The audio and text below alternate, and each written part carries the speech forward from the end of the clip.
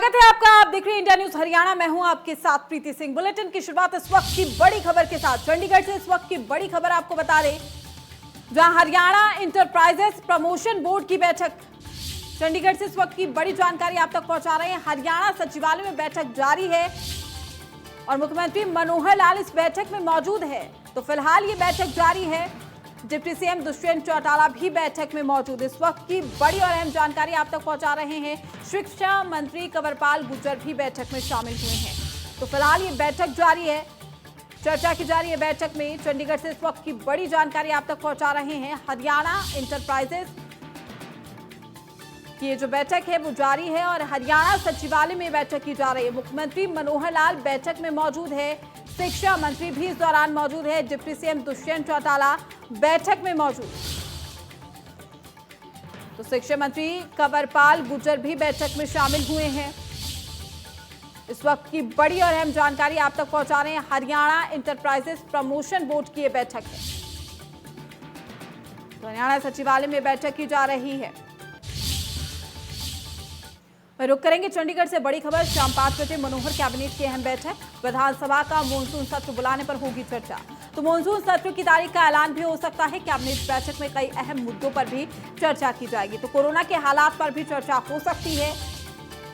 Monsoon सत्र की तारीखों का भी ऐलान हो सकता है और कोरोना के हालात जिस तरीके से प्रदेश में बने हुए हैं, क्या कुछ स्थिति प्रदेश में बनी हुई है, क्या कुछ कदम उठाने हैं, तो इसको लेकर भी चर्चा हो सकती है। तो कोरोना के हालातों पर भी चर्चा होगी और साथ ही विधानसभा का सत्र बुलाने को लेकर भी कैबिनेट की बैठक में चर्चा की जाएगी।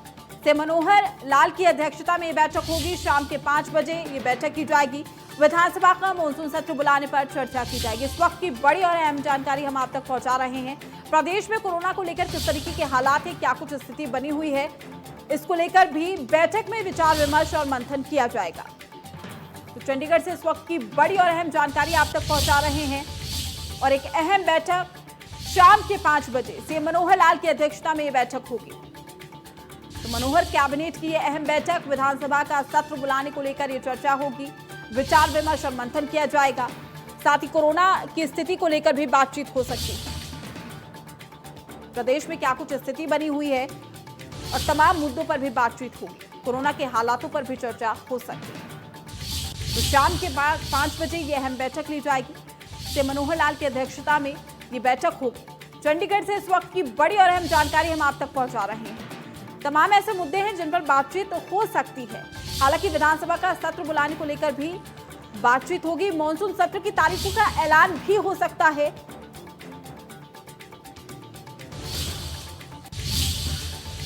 तमाम जानकारी के साथ हमारे संवाददाता विपिन परमार हमारे साथ लाइव जुड़ चुके हैं। विपिन, क्या कुछ जानकारी बैठक को लेकर? शाम के 5 बजे ये बैठक होनी है, काफी अहम ये बैठक है। देखिए, बिल्कुल मुख्यमंत्री मनोहर लाल जो है वो सचिवालय पहुंच चुके हैं। चौथे तल पर अन्य जो बैठकें प्रस्तावित रहती हैं उनको फिलहाल उनके द्वारा एड्रेस किया जा रहा है और शाम 5 बजे जो है हरियाणा मंत्रिमंडल की ये महत्वपूर्ण बैठक जो है वो होने जा रही है, जिसमें मुख्यमंत्री मनोहर लाल अध्यक्षता जिसकी करते नजर आएंगे और तमाम मंत्री जो है वो मौजूद रहेंगे। ऐसे में एजेंडा जो है वो साफ है कि मानसून सत्र की तारीखों के ऐलान की संभावना जो है वो हो सकती है। आज जो है मानसून सत्र की तारीखों पर मुहर जो है वो कैबिनेट के द्वारा लगाई जा सकती है। इसके अलावा कई अन्य एजेंडाज हैं जो कि कैबिनेट बैठक के बाद ही साफ हो पाएंगे कि किन किन अन्य एजेंडाज पर आज की कैबिनेट के द्वारा चर्चा की गई और किन पर मोहर लगी। लेकिन देखना यह होगा कि कितने प्रस्तावित एजेंडाज जो हैं वो लेकर आए जाते हैं और कितने टेबल एजेंडाज जो हैं वो आज की कैबिनेट बैठक में डिस्कस किए जाते हैं। फिलहाल की बात यह है कि शाम 5 बजे चौथे तल पर जो है मुख्यमंत्री मनोहर लाल की अध्यक्षता में तमाम मंत्री बैठकर जो है वो मंत्रणा करेंगे। तमाम मुद्दों को लेकर चर्चा जो है वो इस कैबिनेट बैठक में जो है वो की जाएगी। जी विपिन, आपसे जानकारी चाहेंगे तमाम मुद्दों की। अगर हम बात करें तो ऐसे कौन से खास मुद्दे हैं जिन पर चर्चा हो सकती है? चूंकि प्रदेश में कोरोना का जो संक्रमण है वो भी हम देख पा रहे हैं, तो क्या कोरोना से रिलेटेड भी इस पर बातचीत हो सकती है? देखिए, बिल्कुल कैबिनेट बैठक है, ऐसे में तमाम चीजें हैं, समीक्षा भी रहेगी, मंत्रणा भी रहेगी और चर्चा भी रहेगी। तो कोविड-19 को लेकर जिस तरह से प्रदेश आगे बढ़ रहा है उनको लेकर भी चर्चा जो है वो की जाएगी। लेकिन सबसे महत्वपूर्ण एजेंडा, मैं कैमरा पर्सन से कहूंगा पैन कर आपको दिखाएं, ये विधानसभा है, पूरी तरह से तैयार है और इसी विधानसभा में जो है वो आगामी मानसून सत्र जो है वो बुलाया जाना है। ऐसे में इसकी तारीखों की प्रस्तावित तारीखों का ऐलान जो है वो होना जो है अभी बाकी है। तो ऐसे में ये कैबिनेट जो है काफी महत्वपूर्ण हो जाती है। देखना ये होगा कि आज की कैबिनेट के बाद कौन सी तारीखें जो है वो निर्धारित की जाती है, या मुहर लगती है या नहीं लगती है, क्या मानसून सत्र जो है किस तरह से बुलाया जाता है, तमाम तरह की चीजें हैं। कौन सी तारीखों का ऐलान जो है वो किया जाता है, इसके अलावा कौन से अन्य एजेंडाज जो हैं वो आज की कैबिनेट बैठक में डिस्कस होते हैं, ये तमाम चीजें जो है वो कैबिनेट बैठक के बाद जो है वो स्पष्ट हो पाएंगी। जी बिल्कुल विपिन, शुक्रिया आपका तमाम जानकारी देने के लिए। तमाम अपडेट्स भी हम आपसे लेते रहेंगे। और इसी बीच एक बड़ी खबर सामने आ रही है, आपको बता दें इस वक्त की बड़ी खबर चंडीगढ़ से। तो 15 अगस्त पर नहीं होंगे सांस्कृतिक कार्यक्रम, बड़ी और अहम जानकारी हम आप तक पहुंचा रहे हैं। गृह मंत्री अनिल विज का यह बयान सामने आया है। कोरोना काल है, ऐसे में ध्यान दिया जा रहा है तमाम चीजों पर, सभी जगह पुलिस अलर्ट पर है, चेकिंग की जा रही है। तो 15 अगस्त को भीड़ इकट्ठा होने पर भी रोक लगा दी गई है। 15 अगस्त पर इस बार सांस्कृतिक कार्यक्रम नहीं किए जाएंगे। सामाजिक जो आयोजन किए जाते थे, इस तरीके के कार्यक्रम नहीं होंगे। 15 अगस्त पर कोई भी सांस्कृतिक कार्यक्रम फिलहाल नहीं होगा। कोरोना काल है और ऐसे में सुरक्षा के मद्देनजर ये तमाम कदम उठाए जा रहे हैं। गृह मंत्री अनिल विज का ये बयान सामने आया है। सभी जगह पुलिस अलर्ट पर है, वाहनों की चेकिंग भी लगातार की जा रही है। खबरों में आगे बढ़ेंगे, बात करेंगे हरियाणा एसटीएफ को बड़ी कामयाबी हासिल हुई है। आपको बता दें कि एसटीएफ ने 3 नशा तस्करों को गिरफ्तार किया है।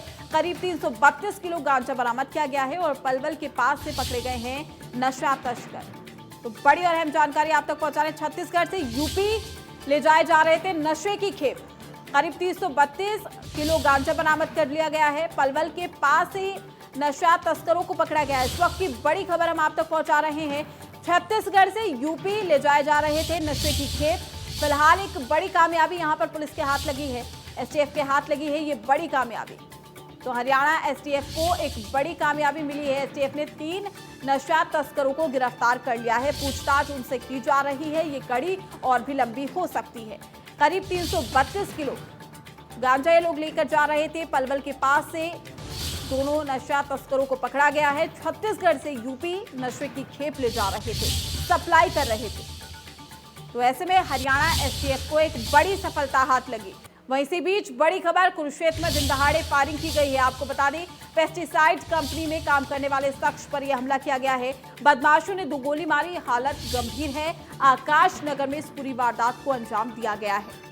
तो इस वक्त की बड़ी खबर हम आपको बता रहे हैं। बदमाशों ने 2 गोली मारी है, हालत गंभीर बताई जा रही है। अस्पताल में भर्ती कराए गए हैं। आकाश नगर में ये पूरी वारदात हुई है। बदमाशों के हौसले किस कदर बुलंद है, अंदाजा आप लगा सकते हैं कि दिन दहाड़े फायरिंग की गई है। कुरुक्षेत्र में दिन दहाड़े ये फायरिंग हुई है, 2 गोलियां मारी गई और बदमाशों के हौसले बुलंद है, खाकी का खौफ नहीं है।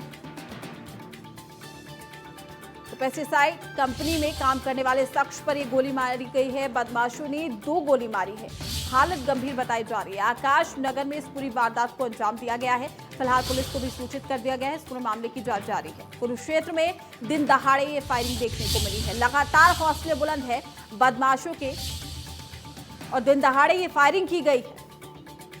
तो इस वक्त की बड़ी खबर हम आपको बता रहे हैं। पेस्टिसाइड कंपनी में काम करने वाले शख्स पर यह हमला किया गया है। शख्स को 2 गोली मारी गई है। शख्स की हालत जो है गंभीर बताई जा रही है, अस्पताल में ले जाया गया है। आकाश नगर में इस पूरी वारदात को अंजाम दिया गया है। वही तमाम जानकारी के साथ हमारे संवाददाता राजीव हमारे साथ जुड़ चुके हैं। राजीव, क्या कुछ जानकारी पूरे मामले को लेकर?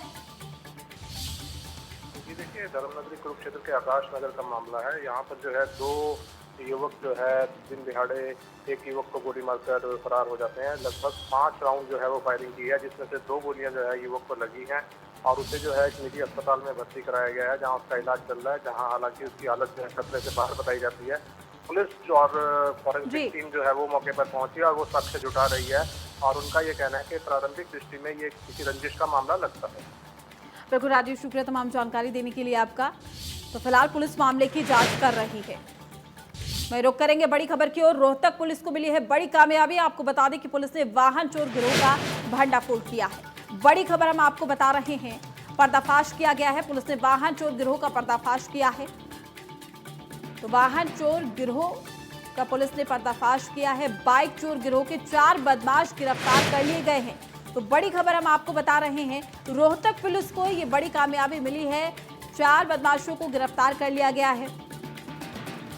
तो वाहन चोर गिरोह का ये पर्दाफाश किया गया है। बाइक चोर गिरोह के 4 बदमाश गिरफ्तार कर लिए गए हैं, उनसे पूछताछ की जा रही है।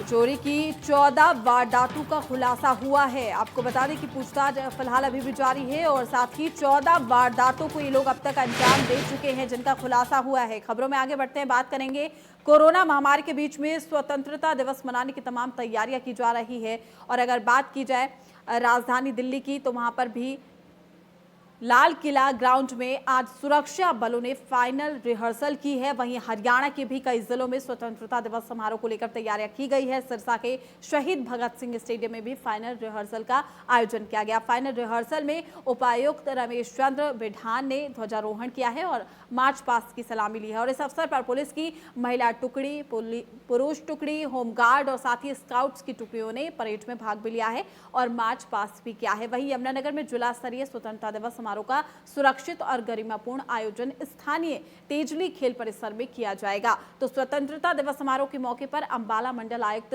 दीप्ति उमाशंकर राष्ट्रीय ध्वजारोहण कर मार्च पास्ट की सलामी भी लेंगी। साथ ही हम आपको 3 तस्वीरें दिखा रहे हैं। पहली तस्वीर आप देख सकते हैं यमुनानगर की है, जहां पर फाइनल रिहर्सल की गई है। दिल्ली की दूसरी तस्वीर है और तीसरी तस्वीर में सिरसा में आप देख सकते हैं सोशल डिस्टेंसिंग और मास्क का इस्तेमाल करके ही फुल ड्रेस रिहर्सल की गई।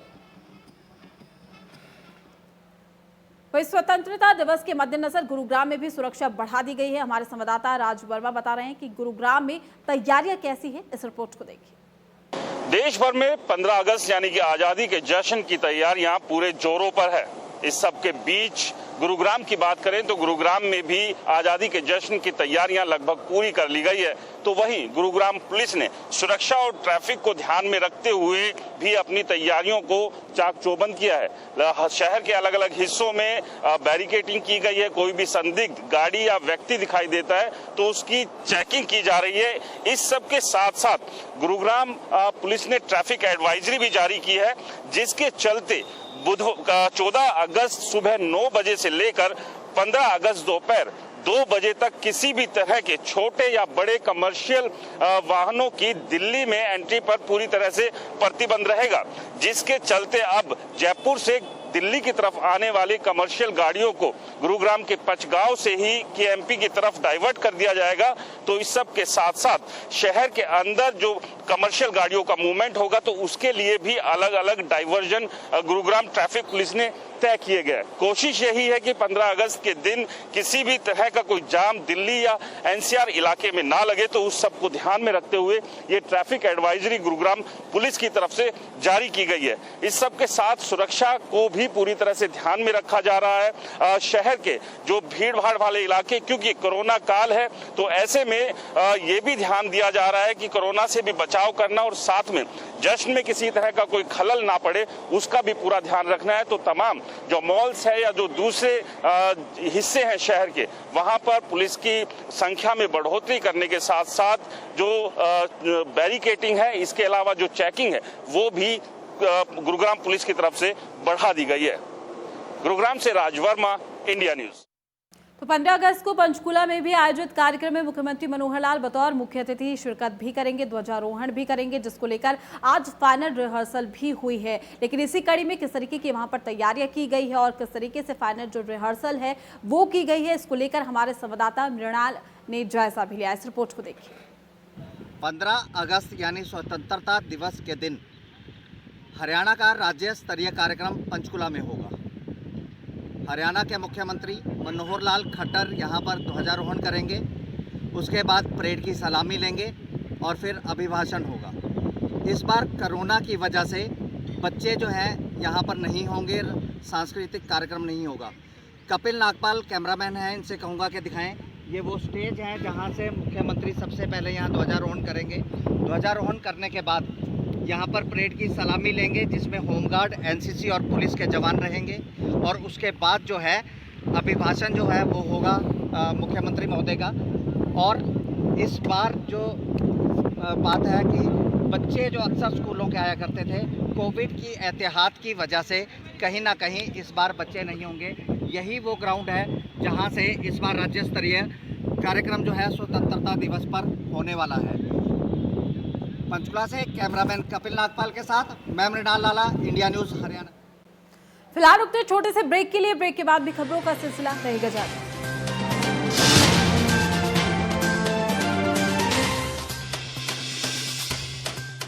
हेल्थ इंश्योरेंस आपको हॉस्पिटल के लाखों के बिल से बचाता है और टर्म लाइफ इंश्योरेंस आपके बाद परिवार को सहारा देता है। ये दोनों आज ही करवाइए policybazaar.com से। अब छोटी छोटी मंथली पेमेंट्स में महंगा नहीं है। policybazaar.com, standard terms and conditions apply. देखिए क्या फालतू सीमेंट लगा रहे हैं, कुछ साल में जंग हमें खा जाएगा और बिल्डिंग। वैसे हमारी बिल्डिंग में तो श्री संगरोधक सीमेंट लगा रहे हैं। लकी हो। तुम कहाँ के हो? यूपी के। हमारी मम्मी भी वहीं की है। आंटी वहाँ की है। छोड़ो जंग, आ जाओ अपने भाई के संग। श्री सीमेंट, ये लगता है तो असर दिखता है। श्री जंग रोधक सीमेंट, घर की ढाल सालों साल। रागणी गाऱ्या से यो नाच नचाऱ्या से, सीरियल ल्याऱ्या से यो फिल्म दिखाऱ्या से, उत्तर भारत की खड़ी बोली का इकलौता चैनल एंडी, अपना कल्चर अपना चैनल। सेफ रहिए, सेफ चुनिए। Chinar fabrics presents anti corona fabric in association with health guard Australia, जो कोरोना के खिलाफ 99.94% इफेक्टिव है। So visit your nearest Chinar fabric store. खास जड़ी बूटियों से बना पेट सफा आयुर्वेदिक चूर्ण आज ही ले आएं। पेट सफा पहली रात से ही असर दिखाता है और इसकी आदत भी नहीं पड़ती। पेट सफा, हर रोग दफा।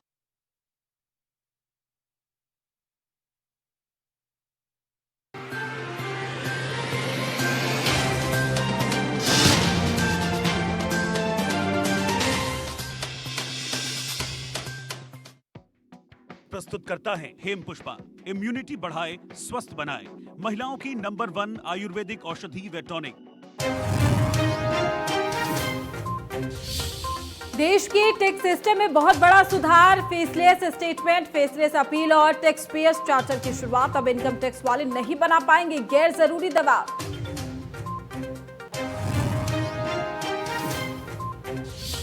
मनोहर कैबिनेट की अहम बैठक आज। विधानसभा सत्र बुलाने समेत कई अहम मुद्दों पर होगी चर्चा। शाम 5 बजे सीएम की अध्यक्षता में सिविल सचिवालय में होगी बैठक।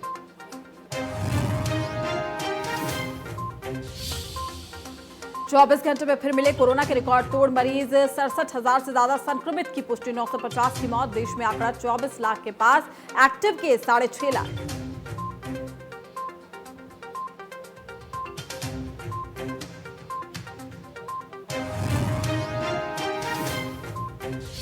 प्रदेश में 44,000 के पार पहुंचा पॉजिटिव केस का आंकड़ा। फरीदाबाद में 113 और गुरुग्राम में 98 नए मामले। अंबाला में 65 और महेंद्रगढ़ में मिले हैं 60 मरीज।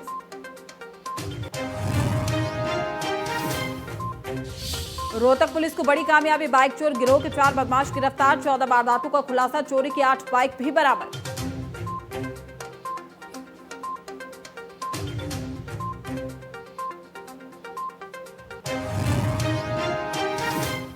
ब्रेक के बाद आपका स्वागत है। रुक करेंगे खबरों की ओर और बात करेंगे सबसे पहले स्वतंत्रता दिवस समारोह को लेकर। आज सिरसा के शहीद भगत सिंह स्टेडियम में फाइनल रिहर्सल का आयोजन किया गया है। फाइनल रिहर्सल में उपायुक्त रमेश चंद्र बिगठान और साथ ही ध्वजारोहण उन्होंने किया है और साथ ही मार्च पास्ट की सलामी भी ली गई है। इस अवसर पर पुलिस की महिला टुकड़ी, पुरुष टुकड़ी, होमगार्ड और स्काउट्स की टुकड़ियों ने परेड में भाग भी लिया और मार्च पास्ट भी किया है। उपायुक्त रमेश चंद्र ने यह भी कहा कि हर साल की तरह जिला स्तरीय स्वतंत्रता दिवस समारोह स्थानीय शहीद भगत सिंह स्टेडियम में पूरे उत्साह और हर्षोल्लास के साथ मनाया जाएगा। मंडल आयुक्त विनय सिंह ध्वजारोहण करेंगे, मार्च पास्ट की सलामी लेंगे और उपायुक्त ने यह भी बताया कि कोविड-19 के बचाव के मद्देनजर समारोह का दायरा सीमित रहेगा।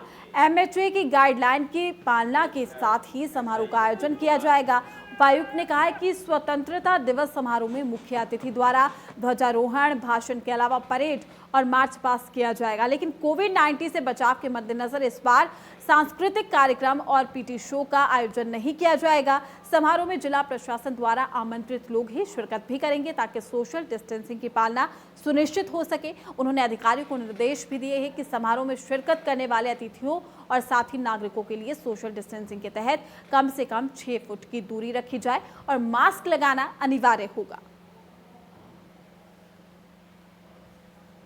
सर, कोविड के चलते हुए एक तो यहाँ सोशल डिस्टेंसिंग मेंटेन की जाएगी, मास्क के साथ ही सब लोग आएंगे। एरिया को सैनिटाइज किया जाएगा। इसके अलावा अब की बार परेड करवाई जा रही है और मुख्य अतिथि जो है अपना संबोधन करेंगे। इसके अलावा जो सांस्कृतिक कार्यक्रम थे, जो पीटी शो थे या अन्य तरह की कार्रवाई इसमें होती थी, वो अब की बार नहीं की जाएगी। और अब की बार स्वतंत्रता सेनानियों भी जो हैं वो काफ़ी बुजुर्ग होते हैं, इसलिए उनको 14 अगस्त को हम जो है शाम को उनके घर के ऊपर जाकर हमारे अधिकारी सम्मानित करेंगे। चलिए फिलहाल वक्त हो चला एक छोटे से ब्रेक का। ब्रेक के बाद नजर डालेंगे 25 बड़ी खबरों की ओर।